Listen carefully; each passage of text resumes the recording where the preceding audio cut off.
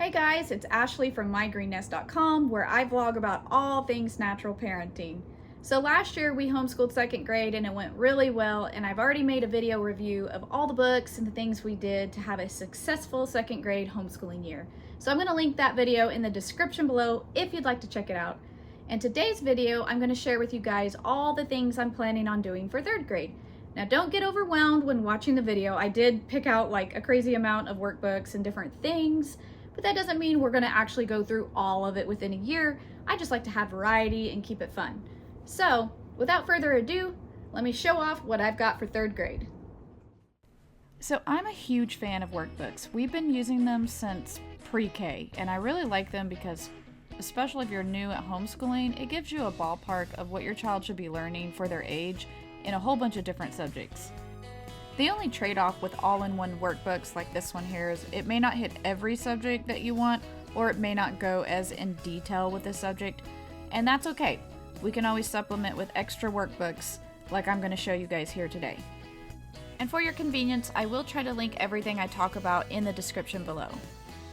Now, because the last book that we worked out of wasn't as strong in math as my second grader needed it to be, we went ahead and picked up a little multiply and divide workbook that he can practice in, and then next year we'll be going to Saxon Math, which is what my oldest is doing.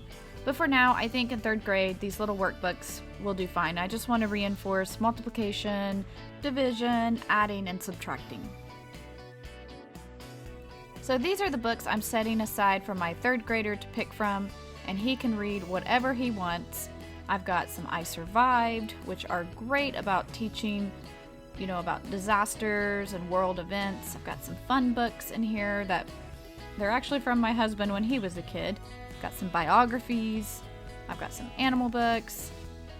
The good thing about these books is they were either thrifted or handed down, and I know they're clean. I know they're good books because my oldest already read all of them.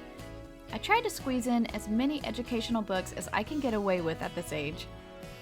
I know for my oldest, he really knows about a lot of world events just from reading these types of books.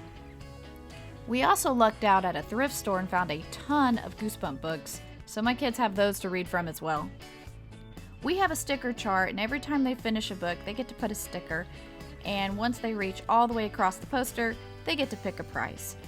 Now, we give them all a goal to read at least 2 to 4 books a month, depending on their age. And just to be sure that they actually understand and read their book, I have them summarize the book for me before they can get their sticker. So in order to catch fluency and pronunciation issues, I have my kids read out loud to me, and this is just a really good book for reading all different stories about different cultures and learning about the world. So I usually will have my son read one story a week out of this book. We completed the other book that goes along with this one last year. So we're not huge about testing in homeschooling, at least not yet, but I did pick up these little reading test books. My 5th grader did one last year, and I just really like them because they give me an overall idea of where the reading comprehension is. There's only about 10 tests in this whole book, so my son can just work on it throughout the year. We also like to start our mornings reading a little bit of scripture, and it's another good way of helping them to learn their pronunciation and just work on their overall fluency. So once a month we do what I call Missions Day, and that's where we read out of this free magazine from the Voice of the Martyrs, and it talks about the persecution that Christians are facing around the world in real time, and it tells us how we can pray and get involved to help out. I also like to take the opportunity and teach them about the great hymns of our past, and I found this wonderful book that I used on my oldest, and we actually went through the book. It was fantastic. I definitely recommend this, so I can't wait to go through this again with my second and my third grader. One of the things that we are very consistent on in our homeschooling is what I call read alouds, and this is where I will read a chapter book at least 1 to 2 chapters a day during the work week. So I'm not completely sure what books we're going to be reading this year. I'm just going to kind of play it by ear. I do have some ideas in mind, but we did pull my youngest daughter out of public school, and she doesn't follow along with read alouds as good as the boys do, so I am going to probably have to read more kid-friendly books, at least until we build up her reading comprehension skills. Some of the contenders on my list is The Wild Robot 2, as we've already read The Wild Robot 1, and it was a pretty big hit with my kids, and an easy read. And I would like to read The Little House on the Prairie, as I read Farmer Boy and The Little House in the Big Woods, and that is the next one in line, and it's pretty easy to follow. And then of course The Secret Garden, and a few others. Now, as I stated earlier, we do like to start our day reading a little bit of scripture, and usually a devotional. We have completed all of our devotionals so far, and so I'm leaning towards ordering The Wonder of Creation, which is the third book in the science-based devotional series. It's really great because they're short, sweet, they've got wonderful pictures, and I have learned a lot about really cool plants, trees, and places in the world that I didn't even know existed. And speaking of science, I had a whole lot of curriculum already sitting around that people have donated to me or I got at thrift stores, so I didn't have to buy anything for our science. So currently, how we do homeschool is we do 1 week science and then 1 week government or social studies. And we just keep switching back and forth. And my mom found this amazing anatomy book from a thrift store, and I'm going to try to find it on Amazon or find something similar. But basically, you want a book that has really good pictures and cool little tabs that the kids can pull out. It just really helps them stay engaged. And after we complete the anatomy book, I would really like to read this little bone book that we've got with our little skeleton anatomy set. I've also got this really cool kitchen science experiments book that I found at Ollie's, of course. And we have actually done some of the experiments in this book before, but I would like to try to do more of them this year so that the kids can be more hands-on. Now, these are a few more workbooks that I just happen to have, and so if we get a chance, my third grader can work in these, and if he doesn't, I still have my second grader who can use them. One of the other great books that we've been using for science is this little nature activity book. We've been using it for a couple of years, and it's really simple. It has these little quick activities that the kids can do outside. Some of the projects I'm looking forward to doing is making this little sundial and making a little minnow trap. Now, if we get a chance to complete our anatomy and bone books, we could work through these geology books, these little physics books, chemistry books, and they're laid out really simple and easy terminology, real kid-friendly. I've already done this with my oldest, so he might do something else while we do this. I forgot to mention that when we're going over anatomy on our science week, I have them draw one picture for the week of something that we talked about and label it, and I feel like this is just a really good way to keep them engaged, to help them learn a little bit more, and also it helps their art skills. We do some other cool art activities, which I'll talk about shortly. And last but not least, another way we teach science is by getting them involved in the garden. Sometimes they grow seeds, sometimes I'm teaching them about hydroponics and fertilizing and compost and all the different things. And this year I'm going to try to teach my second and third grader to start growing their own stuff by themselves. So I got them grow bags, and they each have their own strawberry as well to take care of. So the one thing we did spend a little money on were the American history books by the Tuttle twins, and of course they go along with the Tuttle twin readers that my son is currently reading. Instead of listing a bunch of boring facts, it tells history in more of a storytelling way, and it tries to get you to pull the principles of history, like what are the principles that you learned. These books are written through the viewpoint of Emily and Ethan, and sometimes it asks really tough questions about the hard things that did happen in history. So currently, this is our family's main curriculum for history, and we just work through it every other week. And I just happened to find this great little reference for where the tribes used to be located, hundreds of years ago, and we use it quite often when we're going over Native American history. And hopefully at some point in the year I'd like to squeeze in this little reader about the Trail of Tears. I may have my second and third grader take turns reading it. And possibly we will squeeze these books in at least this year or next year. My oldest and I went through these books before. They're really great for understanding the Constitution and the Bill of Rights, but it's definitely time for a refresher, so somehow I've got to work these in. So this little book is kind of a 2-for-1. My oldest and I worked through it before and I really liked it. It has a lot of really cool projects that you can do. So maybe on a history or an art day we can open this up and do one of the projects. Now, I didn't go out and buy these. I just happened to have third grade geography books and a third grade social studies book that were given to me. So if we get time, maybe we'll pull these out and work through them. And if not, no biggie.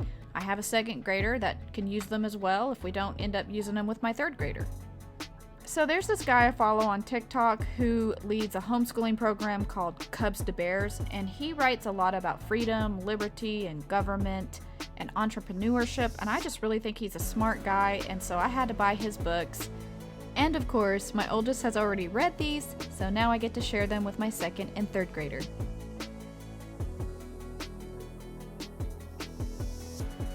I'm very pro foreign language in our homeschooling. I want my kids at least familiar with another language, and so we've chosen to study Spanish just because I feel like that's something they can use.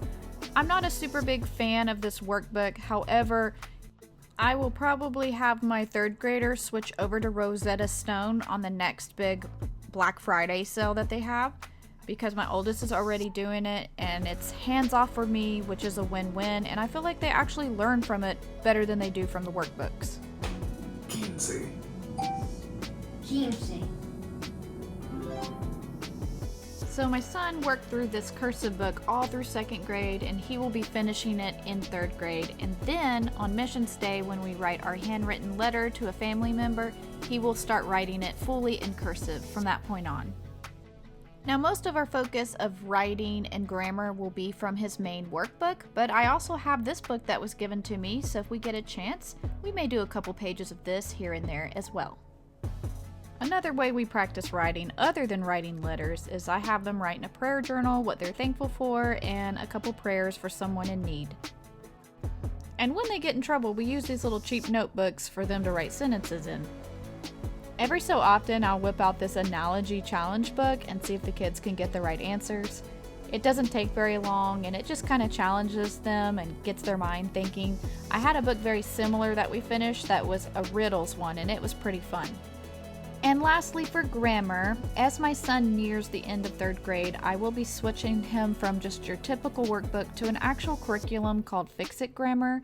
It is by IEW. My oldest is already doing it. I think he's on the third book right now. And this is the first book in Fix-It Grammar, and they have to find noun, adjective, or whatever it says to find. They have to correct the sentence, rewrite the sentence, and then write the vocabulary by looking it up in the dictionary. And as he phases into this grammar curriculum, I'm also going to phase him into the IEW writing curriculum that my oldest son is finishing up now. So as soon as my son finishes up his binder and all of his writing assignments, I'm going to start my third grader on it. So it'll be either sometime around Christmas or maybe towards the end of third grade. I'll have to make a separate video about IEW and Fix-It Grammar because there's a lot to go over with those curriculums. But so far, it's definitely made my oldest son a much better writer, so I'm going to continue using it. So now let's go over some of the extracurricular activities that we do in our homeschool. So last year, as a family, we all participated in our local state fair. All three of my kids submitted different types of artwork, which included marker, pencil, watercolor, and so on. My third grader actually won first place in one of the categories and second place in another, and they sent him a little bit of money. So that was really encouraging for him, and all the kids got ribbons, so they were all excited about it. So when it comes to field trips, you don't have to spend a lot of money. We actually hit up our library. They had like free passes to several museums, and we were able to go to a brand new Native American museum this year. Another thing that we do as a family is we go to our annual mineral and rock show, and it comes around every year. It's free for homeschoolers. It's really fun, even though it doesn't sound like it would be.